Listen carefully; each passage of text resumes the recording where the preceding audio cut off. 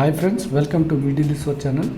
ఈరోజు ఆంధ్రప్రదేశ్ సంబంధించి ముఖ్యమైన అప్డేట్ చూసుకున్నట్లయితే జగనన్న విద్యా కానుక పథకానికి 5న కంకిపాడులో సీఎం శ్రీకారం అని చెప్పేసి చెప్తున్నారు.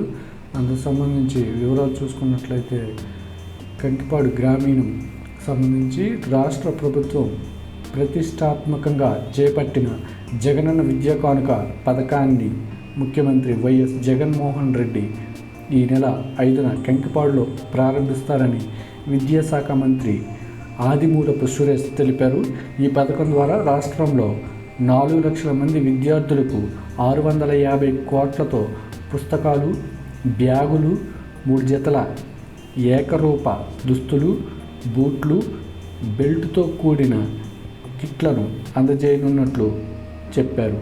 శుక్రవారం కంకిపాడు, పునాదిపాడు, కోలువెన్ను గ్రామాల్లోని పలు పాఠశాలలను CM program convener Talasila Raghuram, MLA Parthasarathy, collector Imtiaz, విద్యాశాఖ ముఖ్య కార్యదర్శి రాజశేఖర్, విద్యాశాఖ కమిషనర్ చిన వీరభద్రుడితో కలిసి పర్యటించారు.